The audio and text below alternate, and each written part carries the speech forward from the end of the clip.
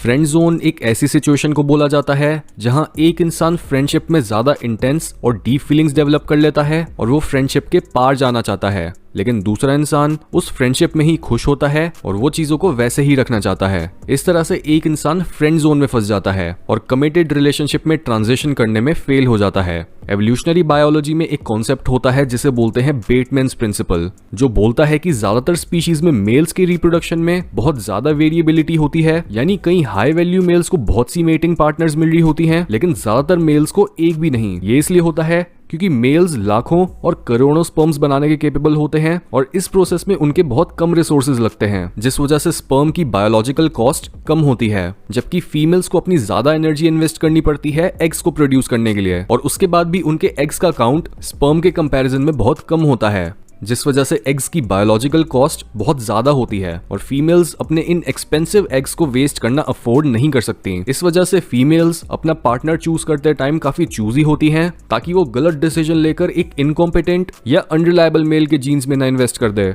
और उनका return on investment उनकी पोटेंशियल से कम ना हो। इसलिए मेल्स एक दूसरे से कम्पीट करते हैं फीमेल्स को ये प्रूव करने के लिए कि वो उनके मेट बनने के लायक हैं, जिसके बाद फीमेल्स उन मेल्स में से सिर्फ बेस्ट मेल्स को ही अपना पार्टनर बनाती हैं। यानी जब भी एक इंसान दूसरे इंसान को फ्रेंड जोन में डालता है तो उसका मतलब वो ये सिग्नल कर रहा होता है कि दूसरा इंसान बातचीत करने के लिए और मदद लेने या करने के लिए तो ठीक है, लेकिन उसे उस इंसान के जीन्स अगली जनरेशन में पहुंचाने के लायक नहीं लगे। यही रीजन है कि क्यों ज्यादातर फ्रेंड जोन के केसेस मेल्स के ही होते हैं, और चाहे दो लोगों का सीधा गोल रिप्रोडक्शन ना भी हो, लेकिन फिर भी ये बायोलॉजिकल रूल्स जिसमें एक सेक्स कंपीट करता है और दूसरा चूजी होता है, ये हमेशा अप्लाई होता है, जिस वजह से फ्रेंड जोन इस प्रोसेस का एक अटल नतीजा होता है। यूजुअली हम बोलते हैं कि एक इंसान जो बहुत नाइस होता है, हमेशा ही अपने क्रश के लिए अवेलेबल होता है और उसमें दूसरे इंसानों को एक एडवेंचर का प्रॉमिस नहीं दिखता, तब वो इंसान उसे फ्रेंड जोन कर देता है। और इन बातों में काफी सच्चाई है, क्योंकि हम हर इंसान चीज या जगह को एक टेरिटरी की तरह देखते हैं, जैसे या तो हमने पूरा मास्टर कर रखा होता है और हम उसके चप्पे चप्पे से वाकिफ हैं, या फिर उसमें अभी भी एक्सप्लोर करने के लिए बहुत कुछ बचा है।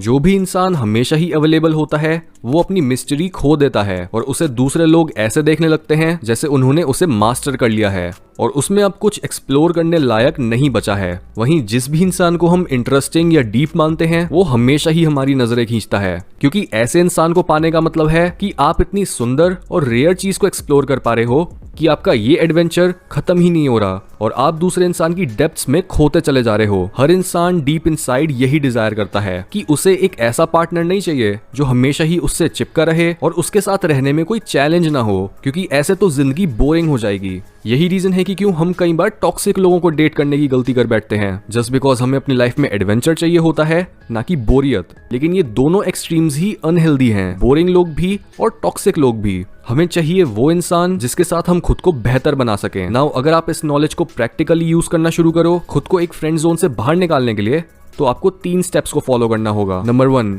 पुल अवे। सबसे पहले अगर आप अपनी गलतियों को सही करना चाहते हो तो जिस इंसान को आप अट्रैक्ट करना चाहते हो उनके लिए हर समय अवेलेबल रहना बंद करो। फीमेल्स अपने इंटरेस्ट को छुपाने में यूजुअली मेल से बेहतर होती हैं। इसके ऊपर से मेल्स फीमेल्स के हर छोटे मूव को ही एक अट्रैक्शन के साइन की तरह देखते हैं और एक्साइटेड हो जाते हैं। लेकिन शुरुआत में हर इंसान को ही इस एक्साइटमेंट या डेस्परेशन को इतना ऑब्वियस नहीं बनाना चाहिए, क्योंकि ये चीज बहुत अनअट्रैक्टिव होती है। दूसरे इंसान को ऐसा लगने लगता है कि आप बस उनसे अपना मतलब निकलवाने के लिए जल्दी मचा रहे हो और आप टेम्परेरी या अनरिलायबल चीज हो, ना कि कोई ऐसी चीज जिसके साथ कमिट करा जाए। इसलिए अपने इंटरेस्ट को कंट्रोल करो और उस रिलेशनशिप में बैलेंस को रीस्टोर करो जहां दोनों इंसान एक दूसरे को सेम लेवल पर देखते हैं। Number 2, social proof. यानी अब तक आप बस अपने बिहेवियर से ये सिग्नल कर रहे थे कि आपके पास उतने ऑप्शंस नहीं हैं और तभी आप सिर्फ एक इंसान के पीछे घूम रहे हो। इसलिए इस स्टोरी को बदलने के लिए दूसरे लोगों से जाकर मिलो, नए फ्रेंड्स बनाओ और अपने सर्कल को थोड़ा बड़ा करो। इससे आप भी नए रिलेशनशिप्स बनाकर खुश रहोगे और उस इंसान को भी ये प्रूफ मिलेगा कि इतने सारे लोग अगर आपके साथ समय बिताना चाहते हैं तो जरूर आप में कुछ खास बात होगी जो उसे नहीं दिख रही। नंबर 3,